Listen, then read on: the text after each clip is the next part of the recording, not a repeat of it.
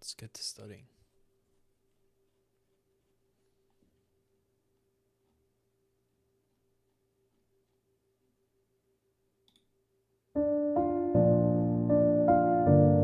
Just some dark academia. Good.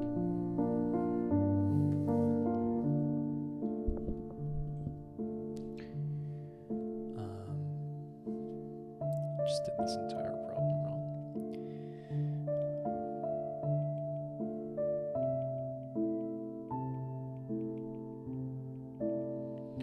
So cancel out the pi's. R squared is just 9, so R is 3. Easy.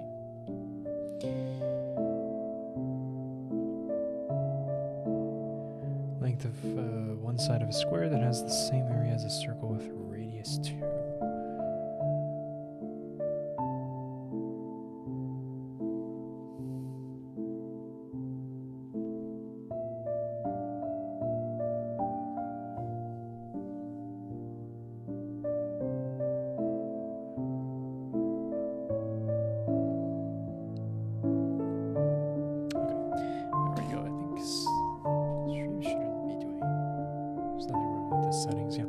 What is the length of one side of a square that has the same area as a circle with radius 2? Okay, so circle is radius 2. So 4 pi is equal to the area of a square. So s squared is equal to 4 pi. S is equal to 2 root pi. Figure above M, Q, and N are intersect at point P.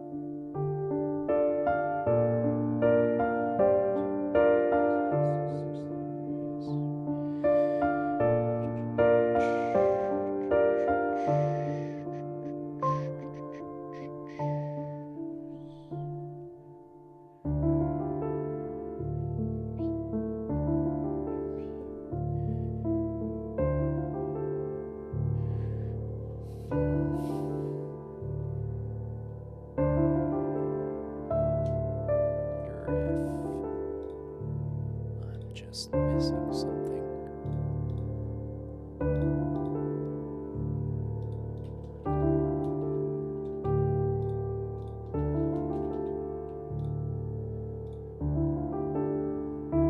Why is that?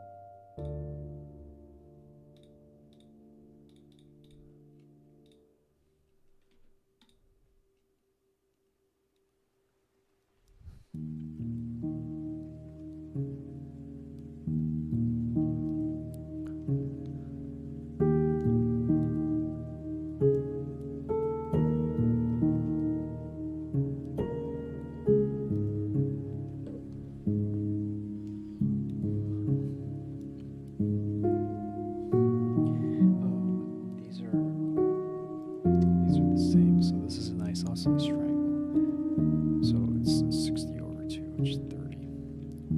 Okay, that's the answer. A, F, B, C, D are all parallel. Okay. Points B and E along AC. AB is 9.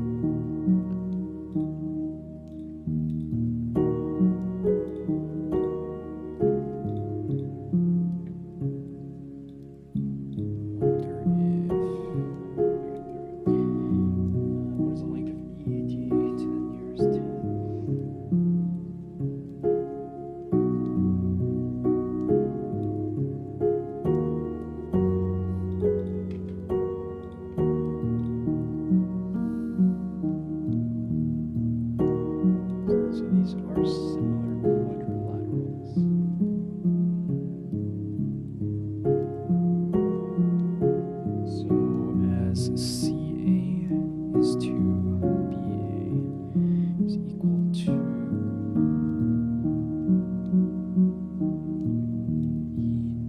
ED.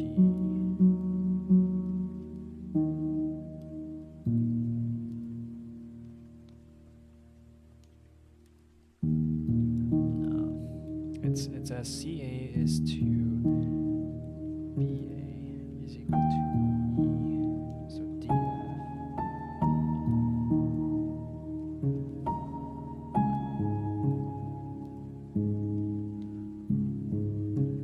Wait, am I tripping?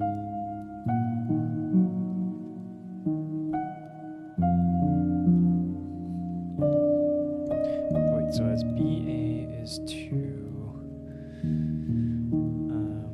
CB is equal to EF is to ED, pretty sure.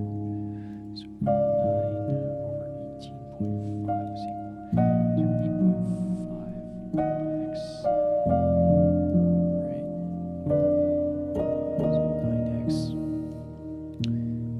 So 9x is 157.25. So x is just 17.47. So it's gotta be B. Tangent of A is just opposite of 20 over 20. Stupid question. Was that a hard question? What is this? What is the volume in cubic centimeters of a right rectangular prism? So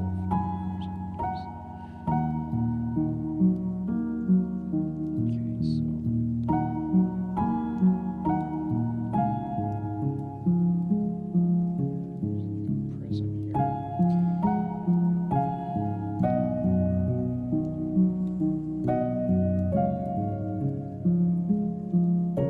Okay, so it's just 10 times 4 times 9, which is 360 centimeters cubed.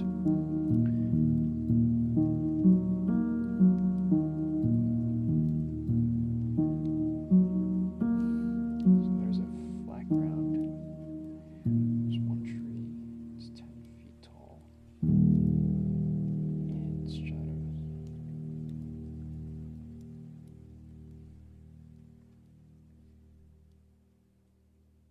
Both perpendicular. Shadow of the tree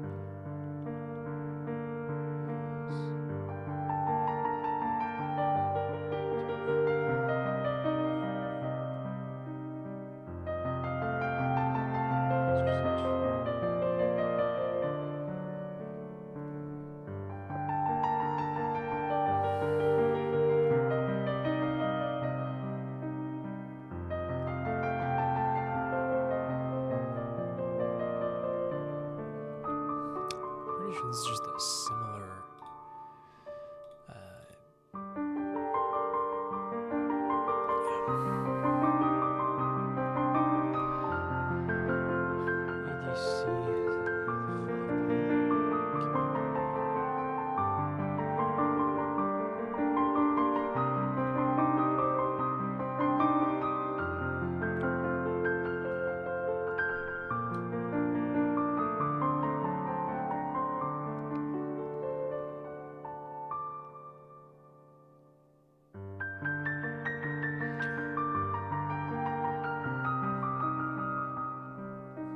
So this angle right here is 360 minus 100, which is equal to 260 degrees.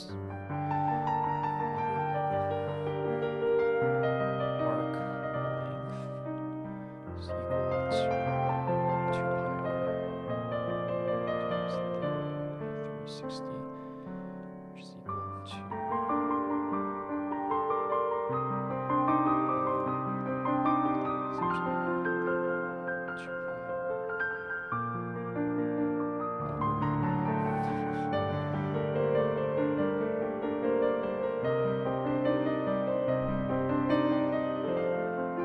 I see.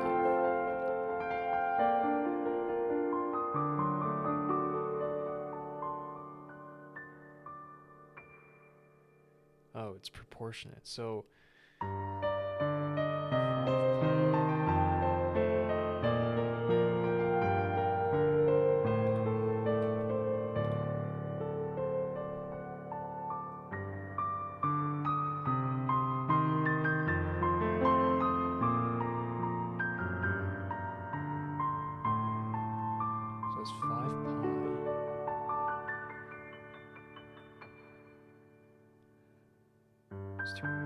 let's call this S is equal to 100 degrees to 260 degrees.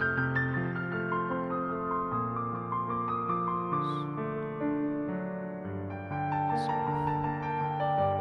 this is just equal to 13 pi, basically. Yeah.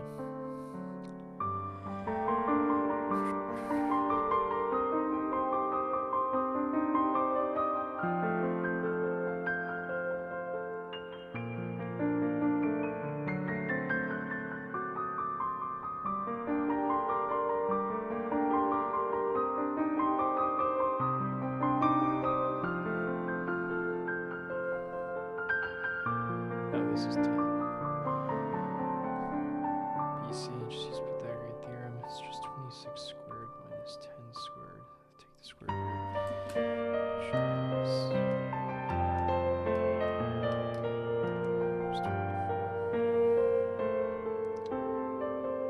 Which is just 24. Is there some do this?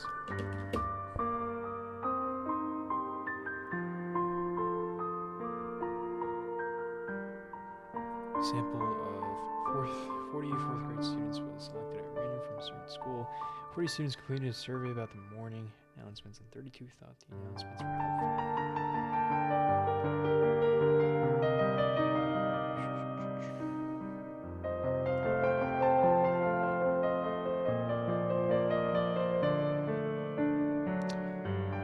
You can't generalize the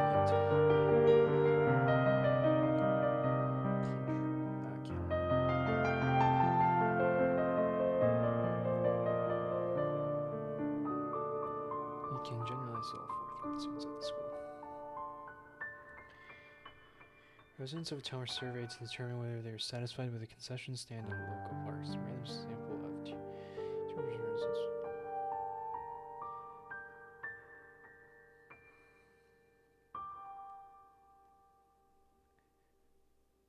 No, one doesn't have to be true because it's a sample. There could be error. It doesn't have to be exactly.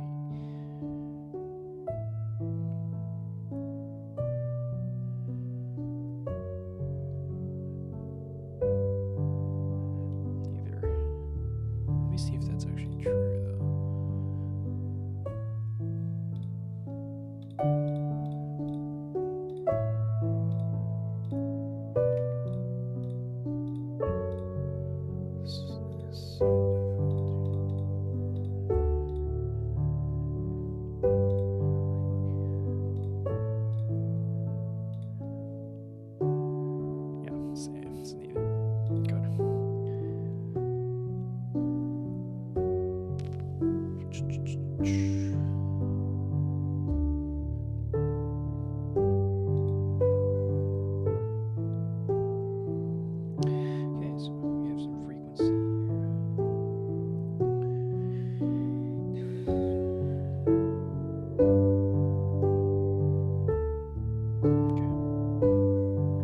Obviously the mode is 18.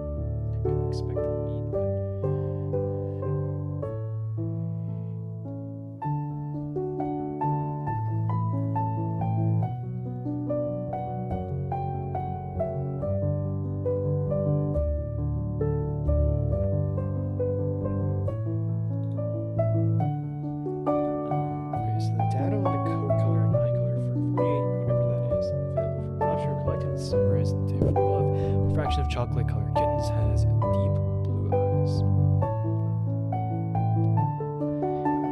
So we're only concerned with this category. So it's just 12 out of 16. It's a conditional. Manager of an online news service received a report above on the number of subscriptions sold by the service. The manager estimated a percent increase from 2012 to 2013 would be double the percent from 2013 to 2014. Okay, subscriptions the manager typically sold in 2014. So the increase from 2012 to 2013 is, percentage-wise, it's new minus old over old, right? So it's 5,880 minus 5,600, 5,600 times 100. That's the percent increase we want to know.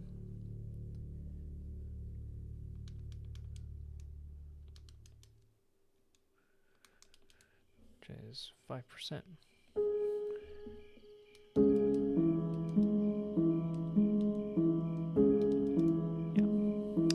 We have a 5% increase. So from 2013, we would have to increase by 2.5% because it only had, because the increase in 2012 to 2013 is double the amount of percentage increase from 2013 to 2014. So increase by 2.5% is the same thing as 2001, is the same thing as 5,880, which is the amount in 2013 times 1.025.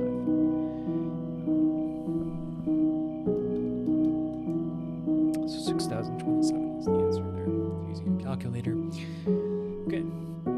Pure beeswax has density of 0.555 ounce per cubic inch. An online company sells pure beeswax at a price of 8 per ounce. Okay, what is the selling price in dollars for pure beeswax purchased from this company? So density of 555 ounces per inch cubed.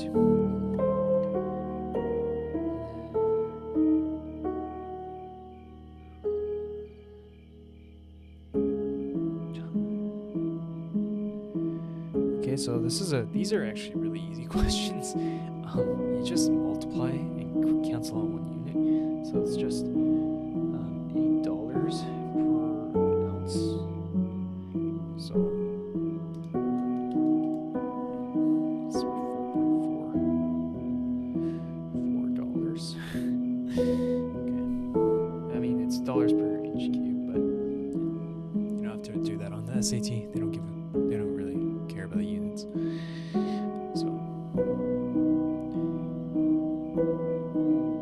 this is a lot of questions, man.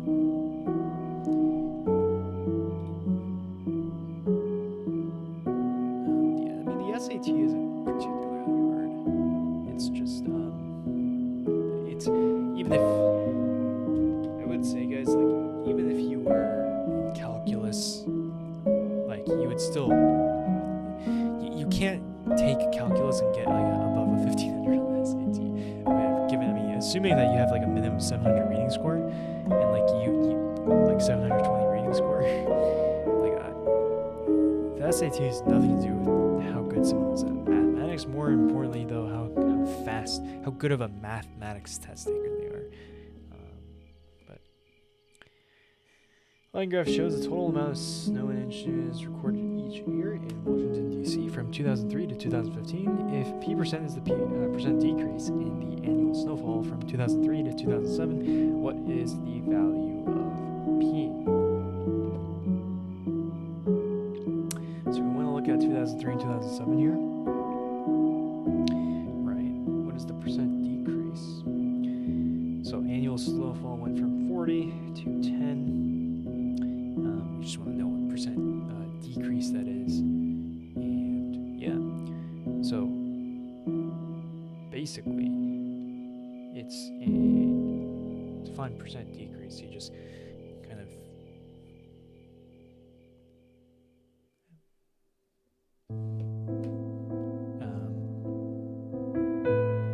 what is that?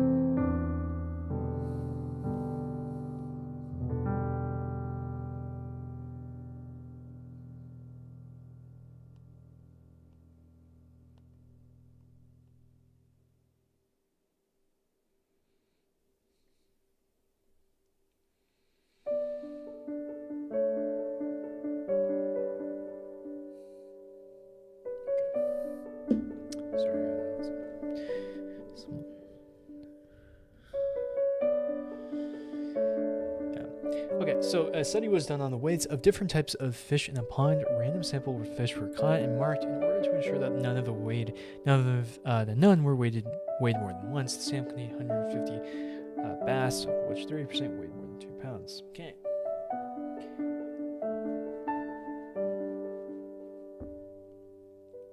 Okay, so basically, this is a classic stats problem. If you take AP stats, and this stuff is really easy. But basically, that if you take a sample, like not an entire population, just a sample, and use that population like proportion, or sample proportion, the test statistic. So you would say.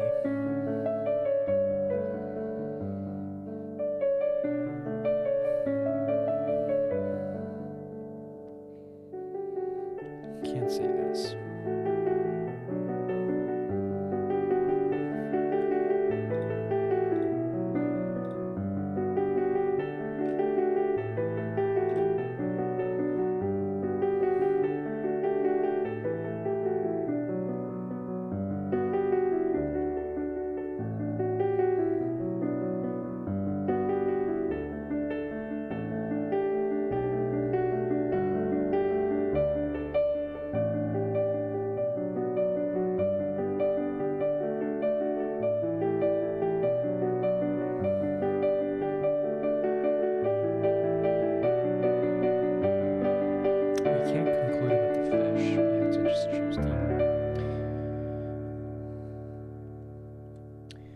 Is there any particularly... I did want to focus on geometry today. It seems that these problems are quite easy so far.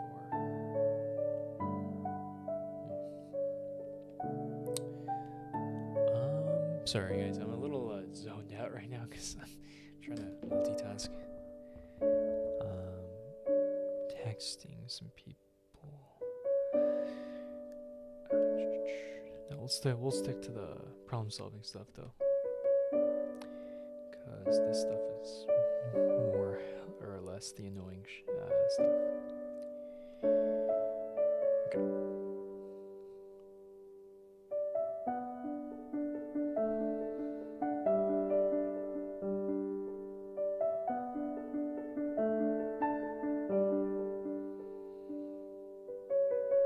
Okay. So here we go. Human blood is classified into 4 blood types. It is also characterized by the presence of plus or minus of the rhesus factor. So basically, if one of these people who is negative is chosen at random, the probability that the person is blood type B is 1/9. Okay, so we know that one of these people chosen are within this category. Okay, so they're in this category, and we know that they're the probability that the person has blood type B is 1/9. Okay. So this we have to look into the negative section.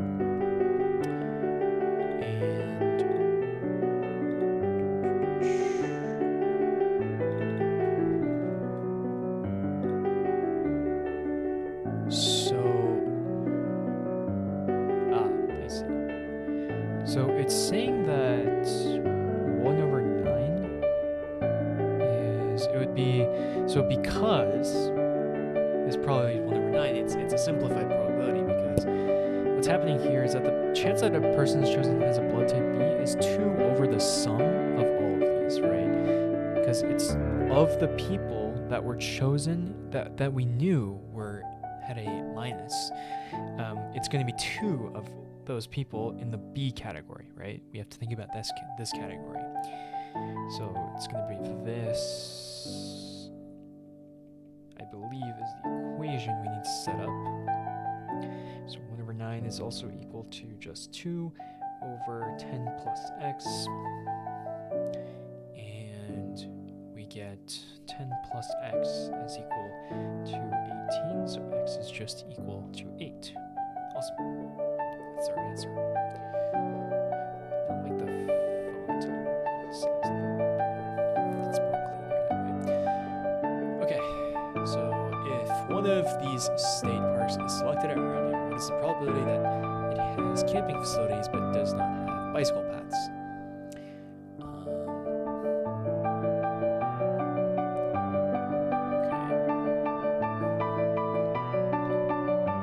Let's just go lo-fi music, actually. I think the best lo-fi is just the good old classic lo-fi music.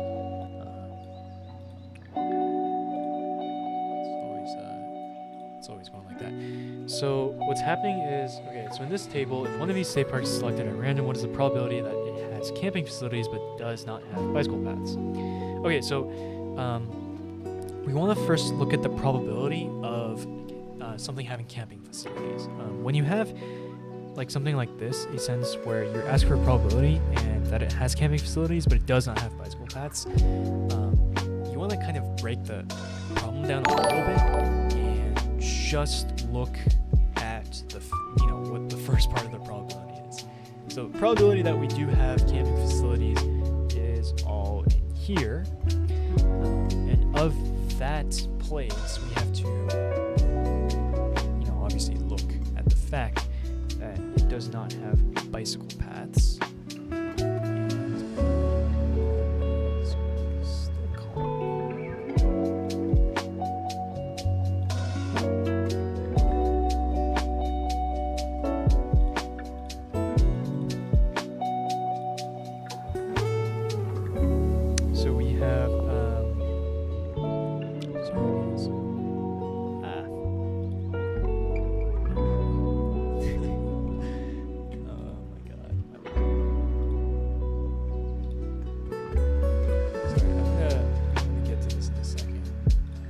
So there we go.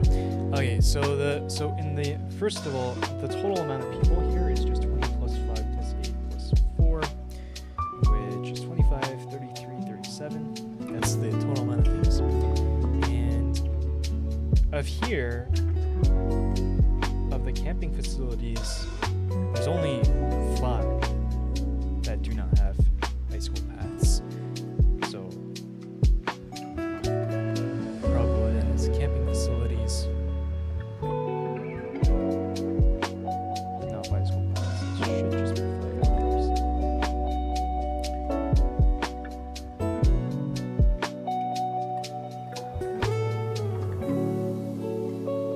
Yeah.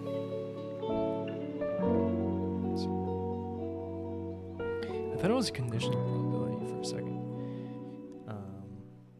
Okay.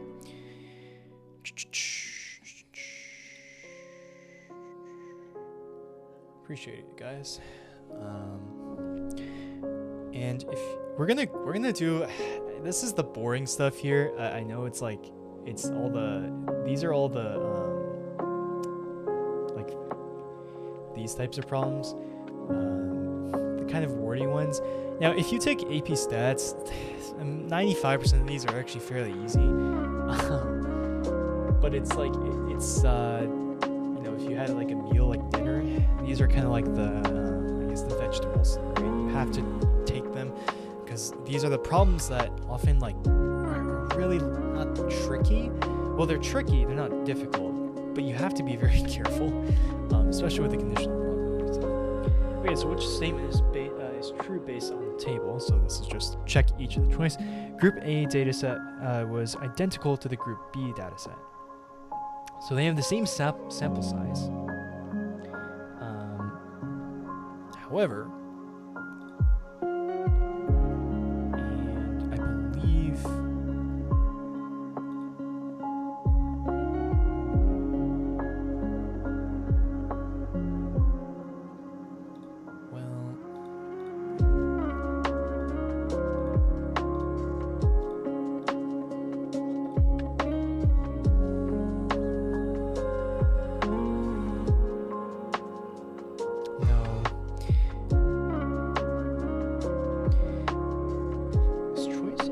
choice B, we don't know.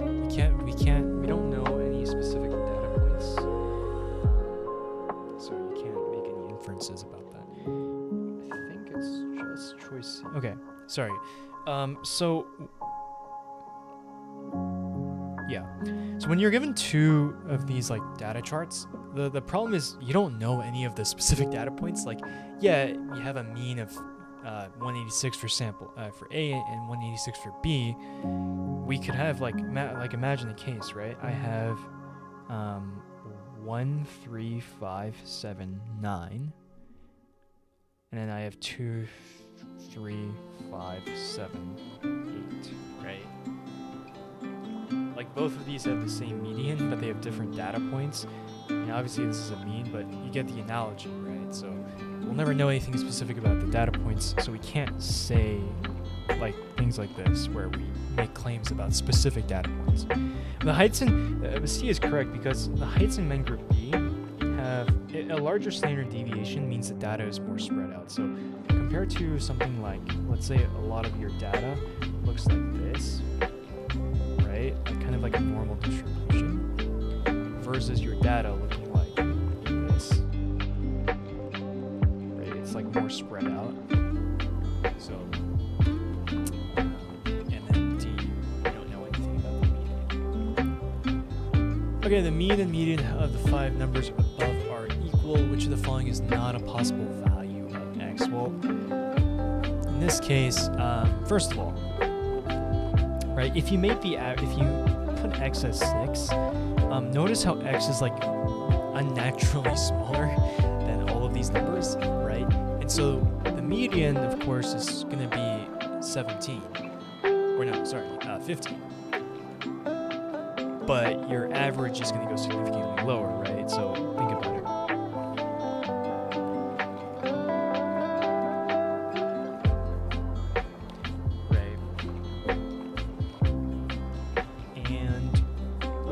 First of all, let's actually find out what the sum of these all are.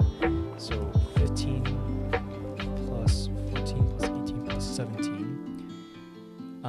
We want the median. 11, 14, 16, 15, 16. Sorry. Apologize for that. It's going to be, for this choice C, it's 14, 15, 16, 17, 18. In choice D, it's 14, 15, 17, 18, 21. And so we add 6 divided by 5. The average here turns out to be 14, but the median is 15. The average in this case turns out to just be 15. That's correct, so it's just B. Stop right there, not even check the other answers.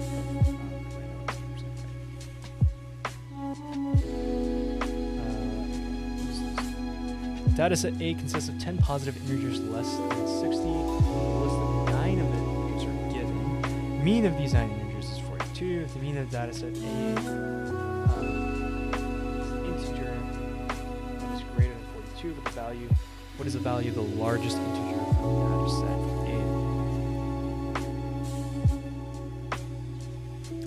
So first of all, the sum of 9 integers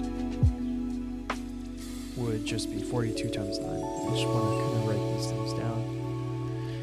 Which is 378.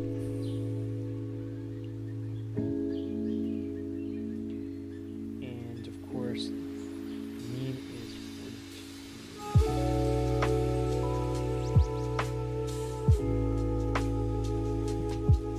So mean of 9 is 42, but the mean of dataset A is an integer that is greater than 42. That means that the one value that we didn't have, so right, there's an extra value here. I'm going to label x. It means x has to be greater than the mean. X has to be greater than 42 as well.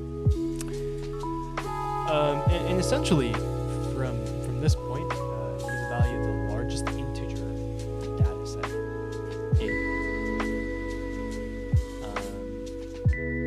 Largest integer.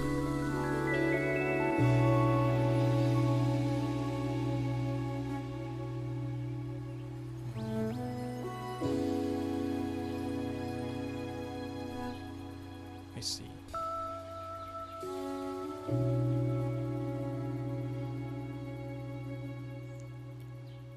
Well, all of them are less than 60. So we know that x is between 42 and 60. So this means the sum.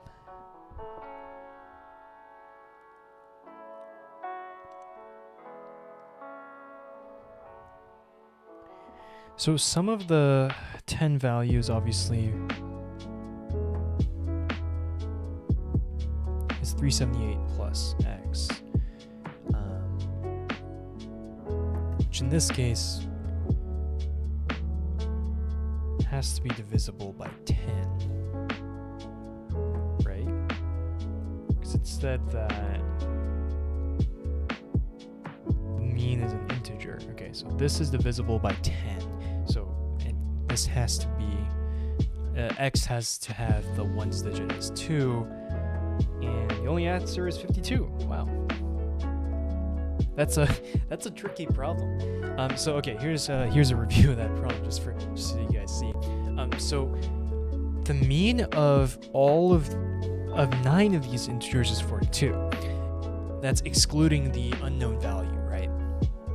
And dataset A, which includes that extra value we're going to call x, the mean of 10 values is going to be greater than 42, which means that the extra value that x brings on has to be larger than the average to pull the mean up.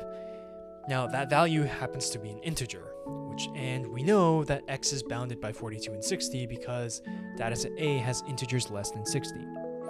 So if it's divisible by 10 and it's an integer, that means that the sum of these two, the sum of the 9 datasets and x, have to also have the last digit or the ones digit as ending in 0, and you have to have a value of 2 because we have 378 as the sum. So just add something with 2, and within these bounds, 52 is the only other option.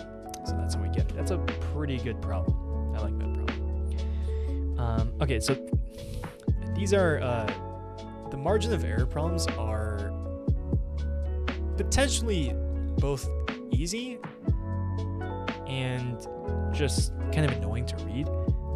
So here it is. A park ranger asked if a random sample of visitors how far they hiked during their visit. Based on the responses, the estimated mean was found to be 4.5 miles with a margin of error of 0.5. So A is actually the answer. Whenever you have margin of error, it has to be between the bounds of the margin of error. So what I mean is, if I say 10 and the margin of error is like 0.1, then look for answers that have something like this. Like something like this, okay? This usually gets you know, the point. And none of these, yeah. It is not possible that height, any visitor height, no, this is still possible, just very low.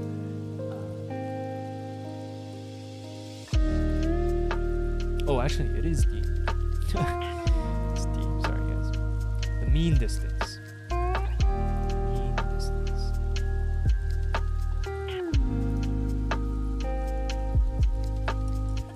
Not all. Okay.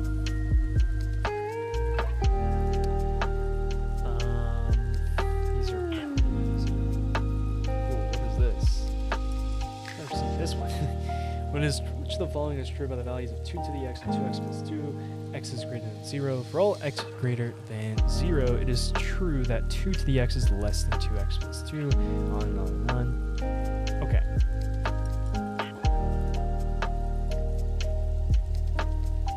So first of all, plug in x equals 0, right? So let's say they're both functions of f. So in this case, 2 to the 0 is 1. 2x plus 2 at 0, and this is how we say at 0, is 2. So it is not true that for all x, that 2x is always going to be greater. So B is automatically out.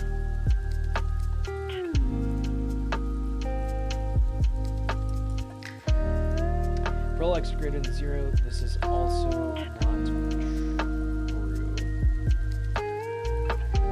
Because 2 to the x will eventually destroy 2x plus 2. It's an exponential function. There's a constant c. Okay, so one of these are obviously the answers.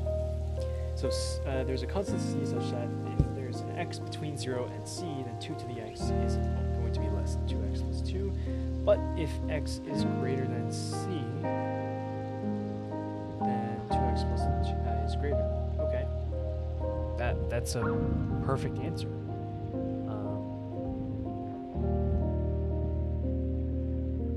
Yeah, because if x is from 0 to c, if it's between a certain amount of numbers, then we'll have a case where, so here's what's going on, right?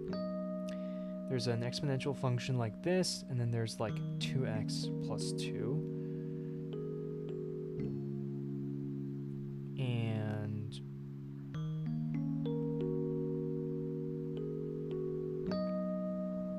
right? Let's just say this is like 2x plus 2, right? So these are the two functions. And from this point here, this is c. For all x values right here, notice that the function 2x plus 2, the line, is always above that when x is between that. But for all x values after that, the exponential function is bigger. So c is the answer. That's a cool problem. This, guys, this is like pure memorization, I believe. If you add the mean and median, definitely change. So, okay, for these ones, what I would do is kind of think about imaginary cases, right? If you have 1, 2, and 3, the mean is 2, the median is 2. If I added 1 to everything, it would be 2, 3, 4. So everything would just be 3 and 3. So the median and mean have to change if you add a number, but it only adds 7 to each number in the original data set that is greater than the median, is subtracting 7, and is anything less than the median. And there are 27 different numbers, which means think about the cases again. So it would be, imagine I add 1 to the right side and subtract 1. It would be 1, 3, and 5. So what happens here is the median stays the same, but the mean is actually 4.5. Or actually, no, it is 3. What am I saying? It's 3. So, okay. So the mean and median have to change. If you, well, now I'm getting confused myself. Which of the following measures does not have the same value both originally? Oh, so does not have the same value.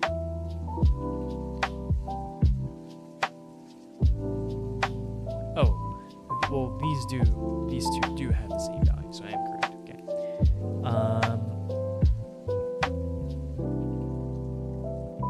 Well, some of the numbers here stay the same. So standard deviation change is the only one that does not have the same value. Yeah. A little tricky. So in these things, I always like to make simple cases like these using 1, 2, 3. So go ahead and do that if you want. It's up to you.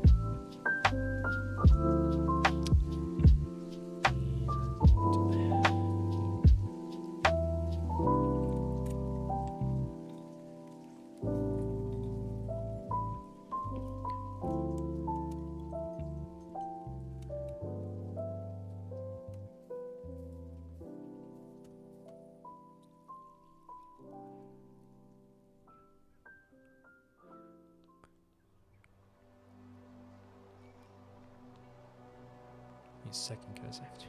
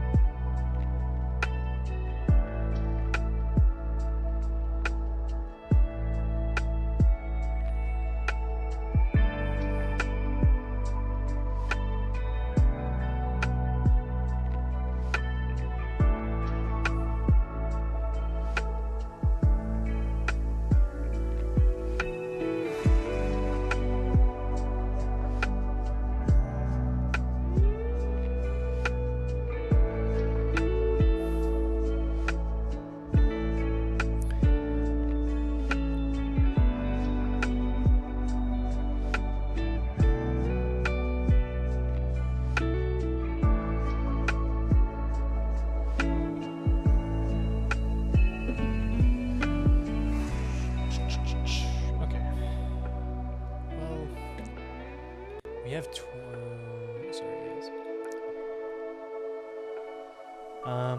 I'll go back to geometry for a second here because I'm getting a little bit saturated from the one variable data stuff. So let's just keep rocking it, right? I mean, SAT practice.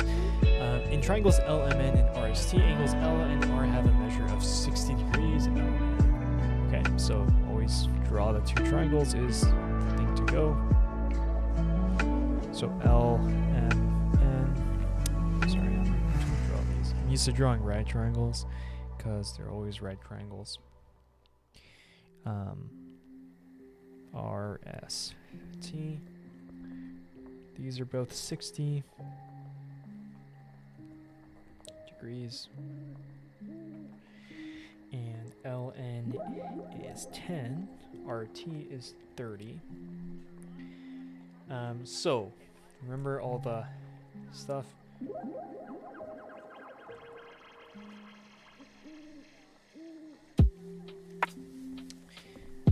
These are the possible things that we need to know. So we either need so we basically need either one more side or which would give us, so we need LM or MN. And well, they're also proportional. So A is out because this is assuming that the triangles are the exact same. So we don't want to know that. But MN and ST, this is great because this gives us SAS immediately. If the angles have to be the same, guys. Doesn't matter if it's by the hinge theorem, if you remember in geometry. Hinge theorem, right? Like I could have a length of a side. So let's say that this is theta and this is like 10. I could also have a case where I just zoom really far out with the same angle theta, but it's like 20 because of the hinge theorem. So the angle stays the same here, guys. You know, this is why C and D are wrong. And they're also not even trying to trick you. So, thanks. Okay, cylinder has a diameter of 8 inches and a height of 12 inches. Okay, so you have a cylinder with a height of 12 inches and its diameter is 8, which means its radius is 4. Where's the volume of the cube? Remember that the volume of, sorry, not cube, of the cylinder is pi r squared h. So V is equal to just pi times 8 squared times the height, which is 12. This is just 64 times 12 times pi. And 768 pi is our way to go. Here it is. Cube has an edge length of 41 inches. Okay, that is not a cube, that's a prism. Sorry about that. So this looks more like a cube. So we have a length of 41 inches. What is the volume in cubic inches of a cube? Okay, thanks for just giving me the length. It's just this number cubed, which is 68921. There's our answer. Manufacturing company produces 2 sizes of cylindrical containers that each have a height of 50 centimeters. The radius of container A is 16 centimeters, and the radius of container B is 25% longer. Okay? So they're cylindrical containers. They have the same height, and radius A is 16, but radius B is just 1.25 times 16 centimeters is another way of saying 25% longer. And that's going to give us 20 centimeters. So, what is the volume in cubic centimeters of container B?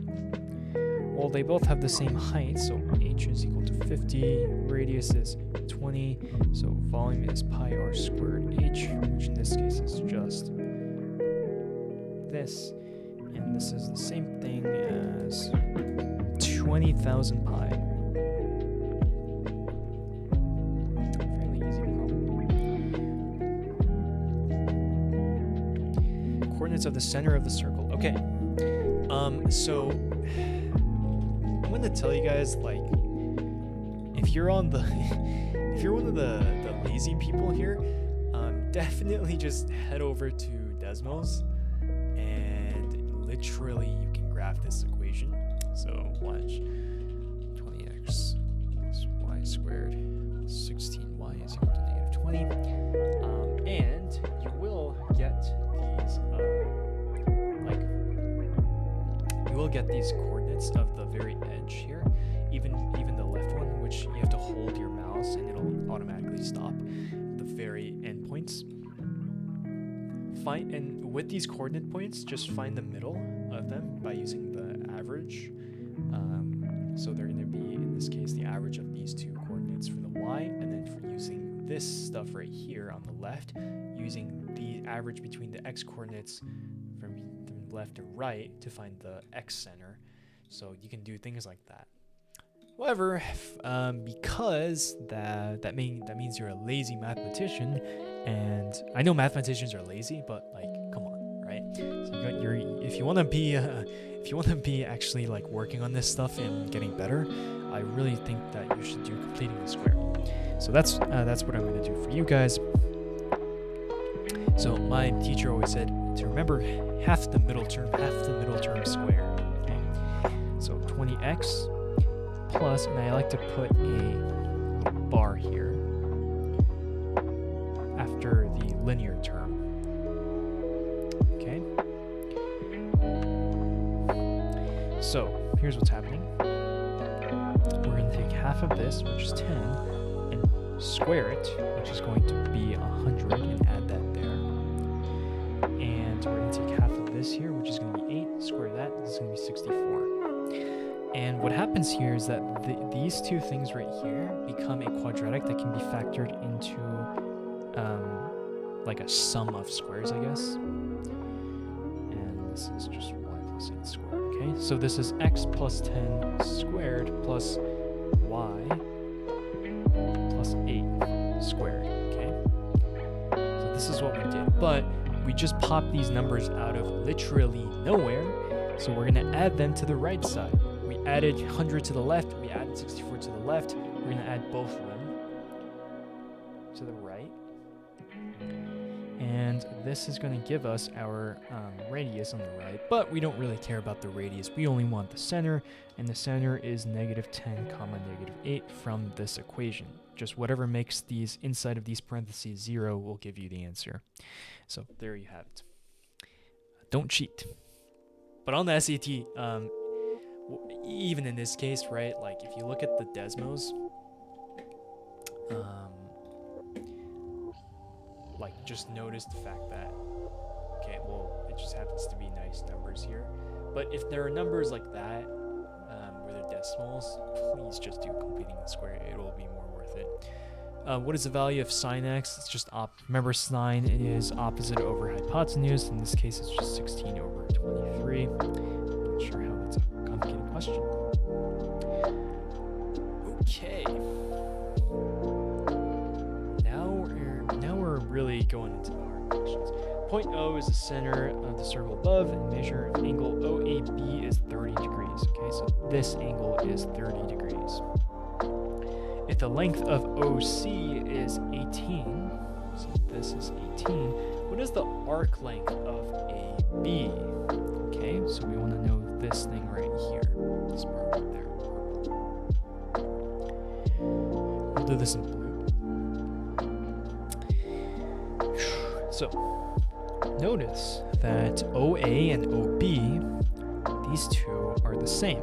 So we have this is equal to this because they're both radiuses. And this is the center, which means this is an isosceles triangle, and angle OBA is also 30 degrees, making this, remember, triangles add up to 180. So 180 minus 30 is just 180 minus 60, which is 120.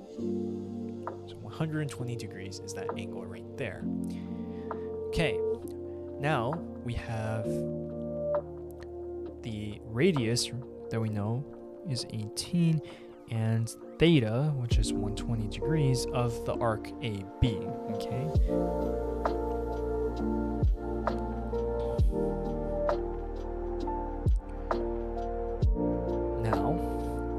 that the arc length formula was 2 pi r times theta over 360. In this case is just 2 pi times 18, so 36 pi times 120 over 360.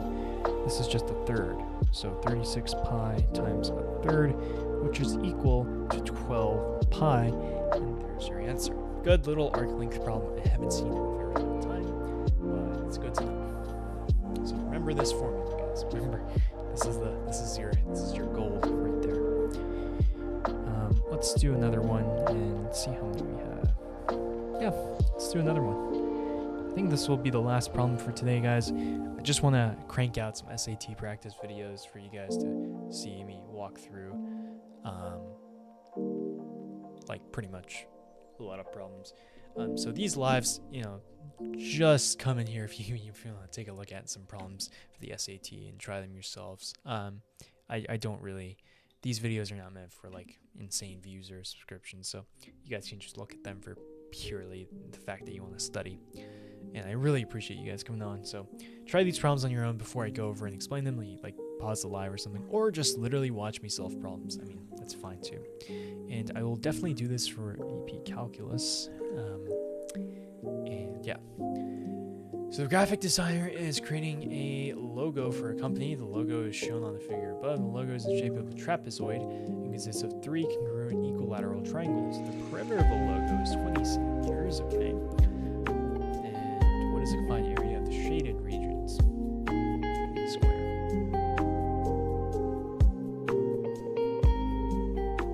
Okay.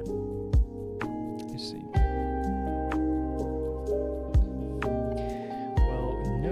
That there's 1, 2, 3, 4, 5 equivalent sides making up the perimeter. So we'll just divide the perimeter that we know, and so each of these little sides are 4. And from here, they're equilateral triangles. Okay, so we know this is a good problem. I like this problem. These are all 60 degrees.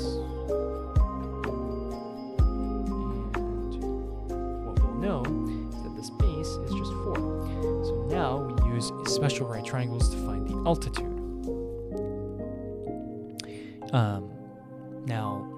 Okay. So I'm going to tell you guys a little secret. The area of an equilateral triangle is √3 over 4 side squared. So I could just go ahead and plug in 4 and it'll be 4 √3. And it'll be double this, and that's the answer, 8 √3.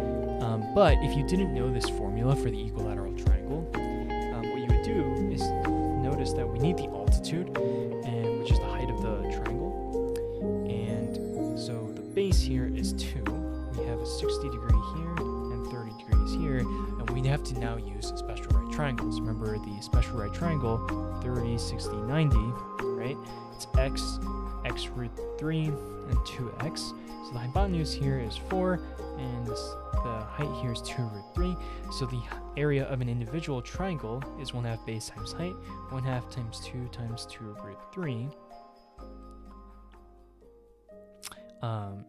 And 1/2 times 4 times 2 √3. And this is just going to be 4 √3. Double it because there's 2 shaded regions, and there is your 8 √3. But guys, this equilateral triangle formula may be handy for you to memorize as well. Okay. Alright, so wait for this live, I think. Is there any other problem here? Should we do one more problem? Yeah, let's do a constant problem. Why not? Okay. This is the last problem of the day, guys.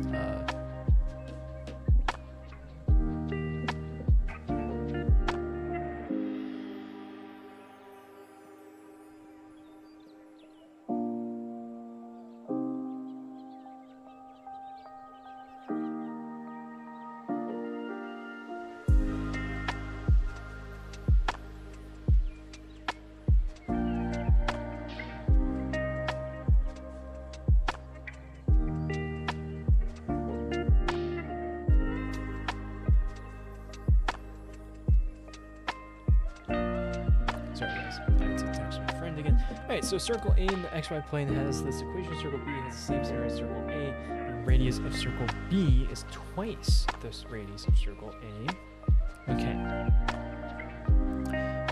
So circle A's radius is just square root of 4, which is 2. Circle B has the same center. Okay?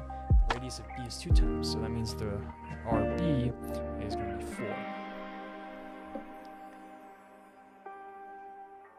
Oh. And K is just the radius squared. K is radius B squared, which is just 16. So that's it. Well, that was gonna be a hard problem. Okay. Sorry guys, that wasn't as dramatic. Aaron, you said you hate math. You know what, man? I also hate SAT math. It is the worst math.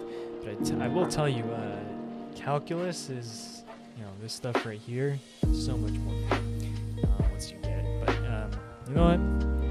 SAT math, yeah, man, it's rough. This is kind of the most stupid way to test people's knowledge. And it sucks. I agree. It doesn't test any part of the fact that you understand the concept, just that you figure out a trick under time constraints. So just gotta get the greens in, for dinner. Gotta get the greens.